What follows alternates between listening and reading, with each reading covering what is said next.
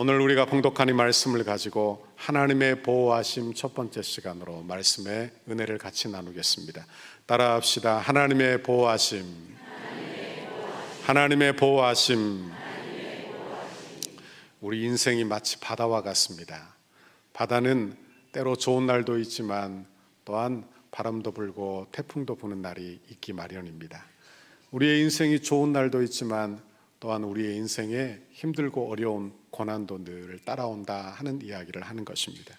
보통 사람들은 고난이 찾아오면 그 원인을 찾으려고 애를 써요. 그런데 대개 그 원인을 찾지 못해요. 그러니까 원인이 없는 어려움을 당하며 마음이 혼란스럽고 괴롭고 그리고 힘든 마음을 갖게 되는 것입니다. 그러나 예수 믿는 사람들은 고난이 찾아올 때 엎드려 기도하는 줄 믿습니다. 믿음의 반응을 하는 거예요. 그러니까 믿음의 반응, 첫 번째 믿음의 반응은 엎드려 기도하는 것입니다. 여러분, 고난이 찾아올 때 엎드려 기도하면 하나님이 반드시 은혜 주시고 반드시 복으로 바꾸어 주시는 하나님의 축복을 경험하게 하시는 줄 믿습니다. 오늘 고난을 당한 인생, 야곱의 인생이 성경에 나와요. 그러나 고난 속에서 하나님의 보호하심을 경험하고 그리고 하나님의 축복을 경험한 야곱의 이야기가 오늘 본문에 나옵니다. 오늘 본문에 보니까 야곱은 고향을 떠나 삼촌 라반이 있는 하란으로 가고 있어요. 왜 가고 있을까요? 무슨 일이 있었기에 하란으로 가고 있는 것입니까? 무슨 일이 있었기에 왜 혼자 그렇게 쓸쓸히 광야에 홀로 돌베개를 베고 누워 있는 것일까요? 그 이유는 야곱의 속임 때문이에요. 야곱이 하란으로 가게 된 것은 형을 속이고 형이 받아야 될 축복을 대신 받았기 때문에 그런 것입니다. 그리고 이 사실을 알고 에서가 야곱을 죽이기로 결심을 하는 거예요.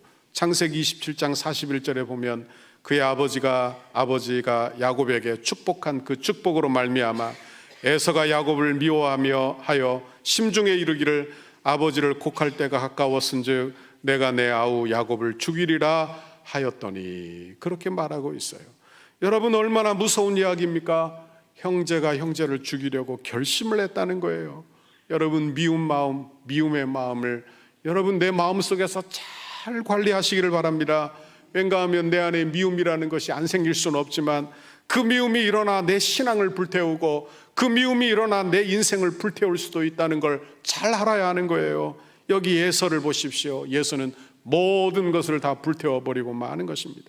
어머니 리브가는 예서의 미움을 알았어요.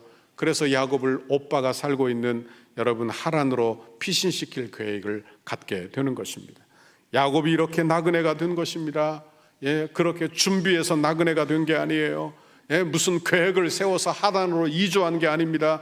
순식간에 어쩔 수 없이 졸지에 집을 떠나게 된 거예요. 삼촌 라반을 본 적도 없어요. 그 길을 가본 적도 없는 것입니다. 그러니 얼마나 무섭고 얼마나 외롭고 얼마나 험한 길을 그가 가고 있느냐 하는 거예요. 자기 꾀로 살면 잘 될 줄 알았어요. 자기가 머리가 좋은 줄 알았어요.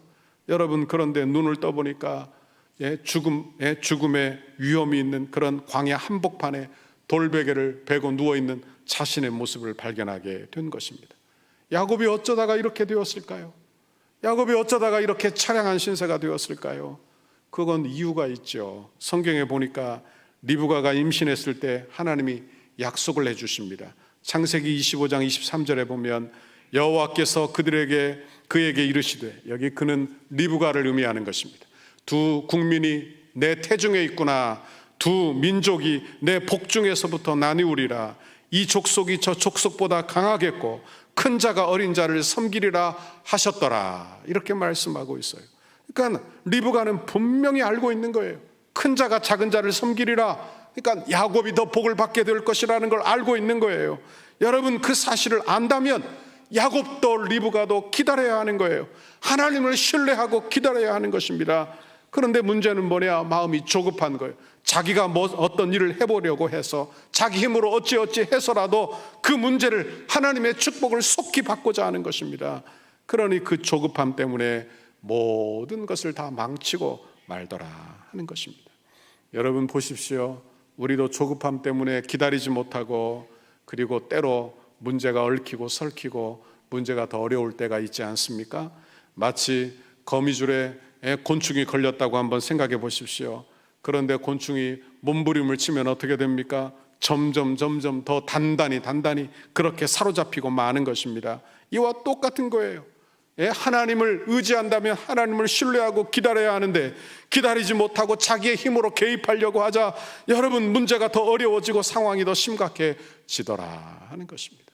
우리가 자녀를 양육할 때, 내가 사업을 할 때, 내가 이 땅에서 살 때 하나님의 은혜를 기다리지 못하고 조급해서 내가 판단하고 내 힘으로 할 때 문제가 더 어려워지는 경우를 경험하게 되기도 하는 것입니다.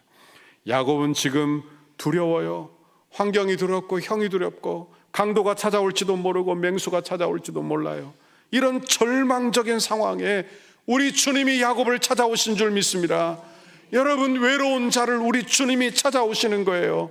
우리도 외롭고 쓸쓸할 때 우리 주님이 찾아와 여러분을 만나 주시기를 간절히 바랍니다.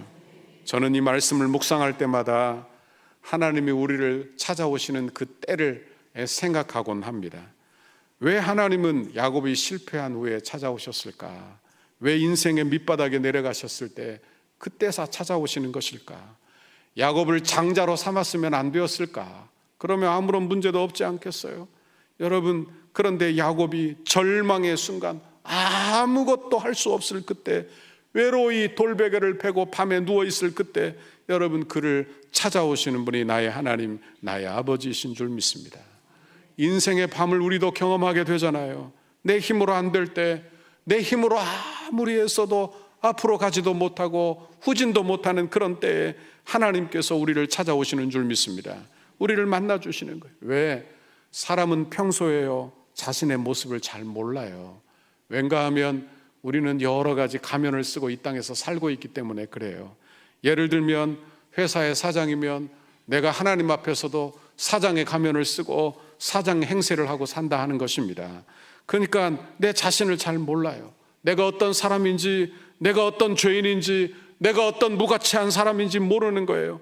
사람은요, 그러므로 인생의 밑바닥을 경험하면서 내 꾀가 얼마나 악한 것인지, 내가 얼마나 어리석은 사람이었는지 하나님께서 깨닫게 하시는 줄 믿습니다. 하나님 앞에서 내가 아무것도 아니며 단지 먼지뿐임을 알게 하시려고 우리를 낮추시는 분이 나의 하나님, 나의 아버지이신 줄 믿습니다. 성경에 보면 하나님이 야곱을 낮추는 방법이 참 재미있어요. 왠가 하면 야곱이 얼마나 간사하고 꾀가 많은 사람입니까? 그런데 여러분, 야곱과 똑같은 삼촌 라반을 옆에 붙여 그를 연단하고 훈련하시는 거예요. 또한 그가 장자의 축복을 가로챌 때 창세기 27장 16절에 보니까 야곱이 아버지를 속일 때 어떻게 속였습니까? 자기 피부에는 털이 없어요. 매끈매끈한 것입니다. 형은 그렇지 않아요. 털이 많아요. 그러니 어떻게 했느냐? 여러분, 짐승의 가죽을 덮어 형인 채 했다. 그런데 그 짐승의 가죽이 뭐냐? 바로 염소의 가죽을 뒤집어 쓴 거예요. 그런데 창세기 37장에 보면 야곱의 아들들이 동생 요셉을 애굽에 팔아넘겨요. 그리고는 동생의 옷을 벗겨, 채색 옷을 벗겨 피를 묻혀가지고 아버지를 속이는 것입니다. 아버지, 요셉이 죽었어요. 요셉이 맹수에게 물려 죽은 것 같아요. 이것이 옷입니다 하고 피를 묻혀왔는데, 어떤 피를 묻혀왔느냐? 바로 염소의 피를 묻혀왔더라 하는 것입니다. 그러니 야곱이 오래 울었다고 성경이 기록하고 있는 거예요. 하나님은 야곱을 다루시는데 꼭 간사한 그 마음 그대로 하나님께서 다루시고 고치시는 분이 나의 하나님, 나의 아버지이신 줄 믿습니다. 외롭고 쓸쓸한 밤에 하나님이 야곱을 찾아오신 거예요. 여러분, 우리도 외롭고 쓸쓸할 때 우리 주님이 찾아와 주시기를 간절히 바랍니다. 우리 주님이 찾아오시면 소망이 있는 거예요. 하나님이 찾아오셔서 야곱에게 꿈을 보여주십니다. 12절에 보니까 꿈에 본즉 사닥다리가 땅 위에 서 있는데 그 꼭대기가 하늘에 닿았고, 또 본즉 하나님의 사자들이 그 위에서 오르락 내리락 하고. 그래요. 사닥다리는 어디에 쓰는 물건입니까? 여러분, 내가 올라가지 못할 그곳에 올라가려고 사닥다리를 놓는 거예요. 내 물건이 있는데 손에 닿지 않으니까 사닥다리를 놓고 올라가서 잡는 것입니다. 다시 말하면 내가 갈 수 없는 곳을 가게 하는 것이 바로 사닥다리예요. 야곱은요, 자신의 힘으로 하나님의 축복을 쟁취하려고 했어요. 그의 간사함으로 하나님의 축복을 받을 수 있다고 생각했어요. 그러나 아니에요. 하나님의 축복은 돈을 주고 사거나 자기의 힘으로 쟁취할 수 있는 것이 아니라는 거예요. 하나님께서 거저 주시는 하나님의 선물인 줄 믿습니다. 여러분, 야곱이 사닥다리를 보면서 하나님의 축복과 자기가 얼마나 거리가 먼 것인지 여러분, 그걸 보여주고 계시는 거예요. 사닥다리가 없으면 하나님의 축복에 도달할 수 없어요. 하나님의 은혜에 갈 수가 없는 거예요. 여러분, 이사야 선지자는 야곱을 향하여 이렇게 불렀어요. 버러지 같은 너 야곱아, 이렇게 불렀습니다. 야곱은요, 참으로 버러지 같은 인생이 아닐 수 없는 거예요. 여러분, 버러지가 어떻게 하늘에 갑니까? 어떻게 하늘을 볼 수 있어요? 그저 땅의 것만 바라보고 그저 땅의 것만 먹으려고 살고 있고 그저 이 땅의 것만 생각하고 사는 거예요. 그때 하나님이 사닥다리의 환상을 보여주시며 그에게 더 높은 세계가 있는 것을, 하나님의 나라가 있는 것을 그에게 보여주신 줄 믿습니다. 여러분, 하나님의 나라를 보여주시는 거예요. 버러지 같은 야곱에게 하늘의 세계를 보여주실 수 있게 한 그 사닥다리의 계시는 바로 예수 그리스도를 의미하는 줄 믿습니다. 예수님이 우리에게 찾아오셔서 벌레와 같은 우리, 이 땅이 전부인 줄 알고 사는 우리를 눈을 들어 하늘나라를 보게 하신 줄 믿습니다. 그리고 그분이 우리의 사닥다리가 되어 우리가 하나님께로 가는 천국으로 인도하는 길과 진리와 생명이 되어 주신 줄 믿습니다. 야곱은 사실 복을 받을 만한 사람이 아니에요. 그렇죠? 그의 꾀로, 여러분, 그의 간사함으로 하나님의 축복을 얻을 수 있는 것도 아닌 것입니다. 그런데 성경에 보면 이상하죠. 이런 사람을 하나님이 어떻게 하시느냐? 그의 연약함에도 불구하고, 그의 악함에도 불구하고, 그의 부족함을 바꾸어 연단하여 하나님의 축복의 사람 되게 하시는 줄 믿습니다. 그의 곤고한 중에 그가 삼촌의 집으로 도망갈 때 그를 만나주시고 그에게 축복의 약속의 말씀을 주시는 분이 우리 하나님이시라, 그런 말씀이에요. 여러분, 사실 이 모든 일은 그러므로 하나님의 전적인 은혜의 결과인 줄 믿습니다. 하나님의 은혜의 결과예요. 여러분, 야곱이 죄가 없어서가 아니고 야곱의 죄를 그저 눈 감아줘서가 아니라 언약에 신실하신 하나님이 그 언약을 기억하시고, 야곱 때문이 아니라 그 언약을 기억하시고 그를 이끌어 신실하게 세우시는 분이 나의 하나님, 나의 아버지이신 줄 믿습니다. 13절 14절을 보십시오. 같이 읽습니다. 시작. 또 본즉 여호와께서 그 위에 서서 이르시되 나는 여호와니 너의 조부 아브라함의 하나님이요 이삭의 하나님이라. 내가 누워있는 땅을 내가 너와 내 자손에게 주리니 내 자손이 땅의 티끌같이 되어 내가 서쪽과 동쪽과 북쪽과 남쪽으로 퍼져 갈지며 땅의 모든 족속이 너와 내 자손으로 말미암아 복을 받으리라. 아멘. 저는 이 말씀 묵상하면서 이런 생각을 해요. 하나님이 왜 야곱 같은 사람을 사랑하시는가? 좀 의문이 되죠. 왜 야곱같이 간사하고 악한 사람을 하나님이 사랑하실까? 또 이렇게 생각이 돼요. 왜 하나님이 나 같은 사람을 사랑해서 그렇게 예수 믿어, 언약의 말씀 복음을 믿어 예수 믿게 하시는가 하는 것입니다. 이해할 수 없는 은혜죠. 이해할 수 없는 은혜. 나 같은 사람을 어찌 우리 이렇게 교회로 이끌어 예수 믿게 하시는가 하는 거예요. 여러분, 그 대답은 오직 전적인 하나님의 은혜인 줄 믿습니다. 하나님의 은혜. 우리가 구원받으면요, 내 행위의 결과가 아니에요.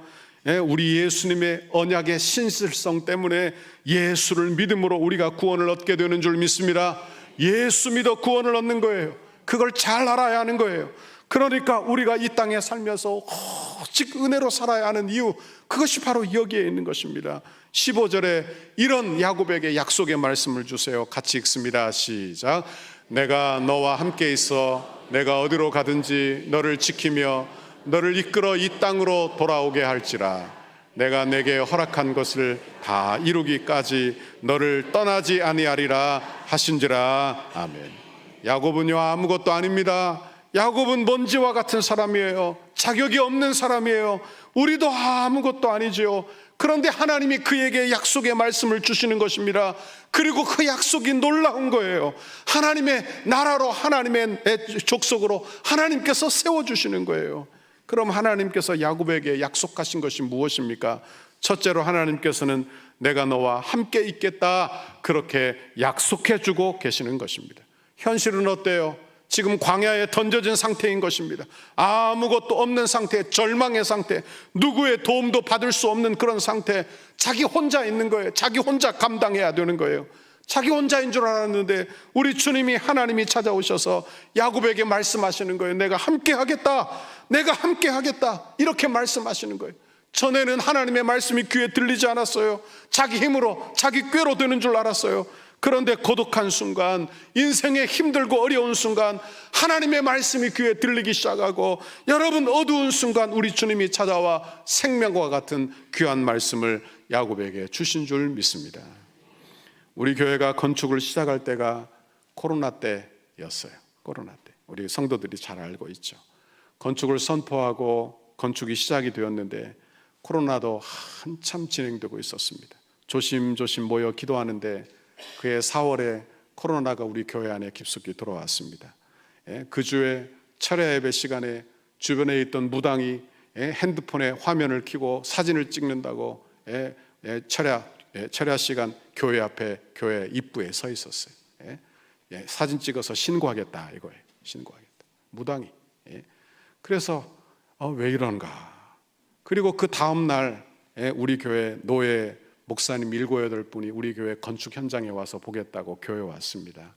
그래서 교회를 들르고 성도들을 만나고 노예 모임도 있고, 그래서 왔다 갔어요. 그 주에 코로나가 교회 안에 깊숙이 들어왔습니다. 그때 무슨 일을 했죠? 코로나가 터지면 전수조사 했죠. 그래서 누구 만났는지, 누구를 만났는지 다 조사하지 않았습니까? 앞이 캄캄해서. 우리 교회는 우리 교회고 목사님들이 왔다 갔으니 그 교회는 어떻게 되겠어요? 그러니까 여러 교회가 문 닫게 생긴 거예요, 지금요. 그래서 마음이 어려웠습니다. 참 어려웠어요. 그리고는 온 동네에 문자가 돌려졌습니다. 덕소교회 다녀오신 분들은 선별진료소에 가서 검사를 받으십시오. 이 지역 사람들이 덕소교회를 얼마나 욕했는지 모릅니다. 우리 성도들 이야기를 들으니까 아산병원의 입구에 안내문이 붙어 있었대요. 덕소교회 다녀오신 분들은 출입금지, 이렇게 붙여 있었다고 제가 들었습니다. 여러분, 기도해도 부족할 판에 건축 앞두고 있고 모여 기도해야 되는데 예배는 드리지 못하고 사회에서는 이렇게 원망을 듣게 된. 그런데 우리 교회가요, 그때 온 성도들이 함께 엎드려 기도했어요. 서로 원망하지 않고, 서로 남 탓하지 않고, 누구 탓이라고 돌리지 않고 서로를 잘 돌봤습니다. 서로를 긍휼히 여겼어요. 어려움 당한 가정 음식 배달해주고 기도해주고 염려해주고. 여러분, 그렇게 우리 교회가 코로나를 잘 이겨낸 줄 믿습니다. 제가 너무 염려하고 걱정하고 어떻게 해야 될지를 모를 때 하나님께 엎드려 기도할 때 우리 주님이 제게 말씀을 주셨어요. 에베소서 3장 20절, 우리 가운데에서 역사하시는 능력대로 우리가 구하거나 생각하는 모든 것에 더 넘치도록 능히 하실 이에게. 이 말씀이 제 마음에 확 바뀌었어요. 하나님이 어떤 분인 줄 아느냐? 네가 믿고 있는 하나님이 어떤 분인 줄 아느냐? 내가 구하는 것마다 더 넘치게 주시는 하나님이요, 내가 생각하는 것 이상으로 주시는 하나님이시라고 제게 가르쳐 주었어요.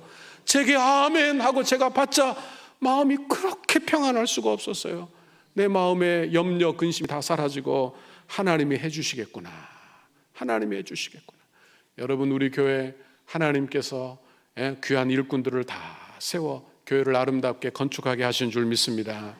건축비가 오르기 전에 우리 교회가 건축을 다 마무리하게 된 줄 믿습니다. 코로나 때 그렇게 어려웠어도 우리 성도들 중에 한 사람도 해하거나 다친 분이 한 사람도 없었어요. 얼마나 감사한지, 얼마나 감사한지. 하나님의 은혜인 줄 믿습니다. 이렇게 도우신 하나님이 앞으로도 우리 교회를 복되게 하시는 줄 믿습니다. 우리 성도의 가정을 복되게 하시는 줄 믿습니다. 우리 교회를 지켜주시는 줄 믿습니다. 여러분의 가정을 지켜주실 줄 믿습니다. 둘째로, 하나님께서는 야곱에게 내게 어디로 가든지 너를 지키겠다고 하나님이 약속하셨어요. 야곱이 지금 어디에 있어요? 광야에 있어요. 아무것도 없어요. 아무것도 아니에요. 여러분의 짐승이 찾아오면 그저 죽을 수밖에 없는 무방비 상태에 강도를 만나면 다 빼앗길 수밖에 없는 상태예요. 돌베개를 베고 누워있는 것입니다. 여러분 아마 맹수 소리를 들었을지도 모르겠어요. 이제 무슨 일이 일어날지도 모르겠다. 위급한 상황이 되는 것입니다. 누구 도와줄 사람도 없는 거예요. 그때 우리 주님이 그에게 찾아오셨어요. 내가 15절에 내가 너와 함께 있어 내가 어디로 가든지 너를 지키겠다. 얼마나 힘이 되었을까요? 얼마나 힘이 되었을까요? 제가 우리 덕소교회 오기 전에 14년 전에 제가 염려가 있었습니다. 우리 장로님들이 제가 있던 부산에 방문해서 청빙을 허락받고 그렇게 진행을 하고 있었어요.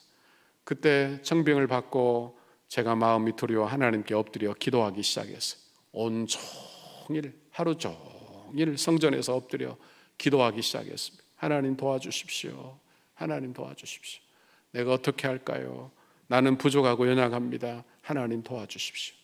그런데 마음이 시원하지 않고 기도 응답이 없으니까 머리가 찌끈찌끈 아팠어요. 머리가 너무 아팠어요.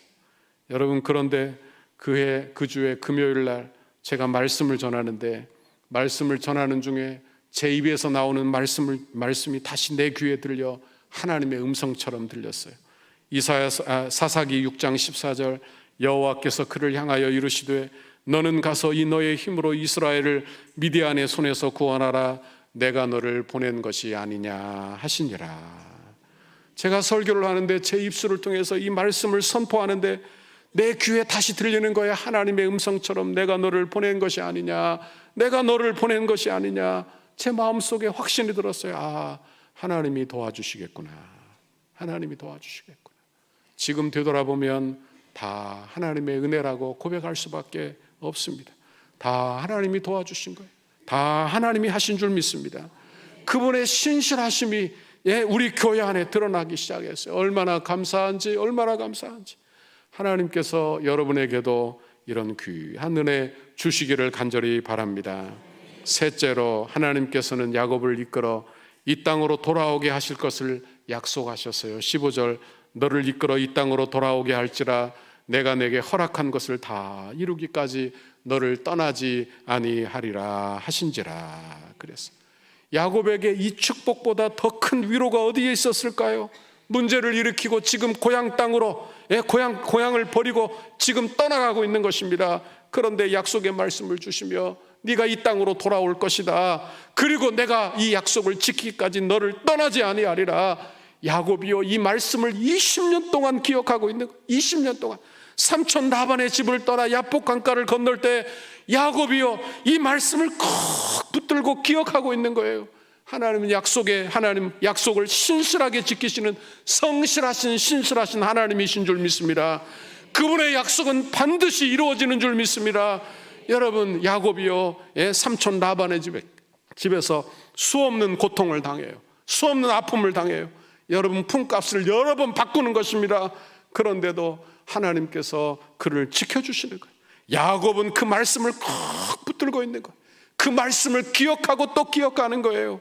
여러분 야곱을 지탱하게 하는 것은 다른 것이 아니라 자기 결심이 아니라 하나님의 약속의 말씀인 줄 믿습니다. 약속의 말씀인 줄 믿습니다. 하나님이 약속해 주시면 이루어 주시니까 그 말씀 붙들어 사는 거예요. 성도가 사는 것은요 그저 내 결심으로 사는 게 아니에요. 성도는요 하나님의 약속을 붙들어 사는 줄 믿습니다. 하나님의 약속을 붙들어 사는 거예요. 그러니까 하나님이 내게 은혜 주셨던 말씀을 기억해내야 하는 것입니다. 내게 은혜 주셨던 말씀과 찬양을 기억해내야 하는 거예요. 하나님이 함께 하시면 형통하게 될 줄 믿습니다. 하나님이 함께 하시면 되는 거예요. 여러분 원하기는 하나님이 함께 해주시는 은혜 여러분에게 주시기를 간절히 바랍니다. 하나님이 함께 하시는 것보다 더 큰 축복이 어디에 있을까요? 여러분 예수 믿어 우리 주님이 여러분과 동행하시는 줄 믿습니다. 성령님이 여러분과 함께 하시는 줄 믿습니다. 고향으로 돌아올 때 야곱이 어때요? 지팡이 하나만 가지고 나갔는데 돌아올 때는 수없는 자녀와 그리고 두 때나 되는 가축을 가지고 돌아오는 거예요. 하나님의 은혜죠. 하나님의 은혜. 여러분에게도 이런 하나님의 은혜가 여러분에게 임할 수 있기를 간절히 바랍니다. 우리는 나그네 인생을 살고 있어요. 그죠? 하나님이 부르시면 언제든지 가야 할 그런 나그네 인생을 살고 있습니다. 그런데 이 나그네 인생은 바다와 같아요. 항해하기 좋은 날도 있지만 바람 부는 날도 있고 태풍이 부는 날도 있어요. 여러분, 그러나 태풍이 불어도 우리 주님이 함께 하시는 줄 믿습니다. 우리 주님이 함께하면 괜찮습니다. 우리 주님이 함께하면 괜찮은 거예요. 고난이 있고 외롭고 병들고 힘들고 어려워도 우리 주님이 함께 하시면 괜찮아요. 우리 주님이 함께 하시면 평강을 유지하게 되는 거예요. 우리 주님이 찾아와 내가 너와 함께하마, 내가 너를 도우마. 여러분, 하나님이 함께 하시면 되는 줄 믿습니다. 야곱의 간사함에도 불구하고, 우리의 죄악에도 불구하고, 우리의 악함에도 불구하고, 우리의 실수에도 불구하고 언약의 신실하신 하나님이 우리를 위하여 이루시는 일이 바로 구원이고, 여러분, 우리를 위하여 이루시는 곳이 바로 교회라 하는 것입니다.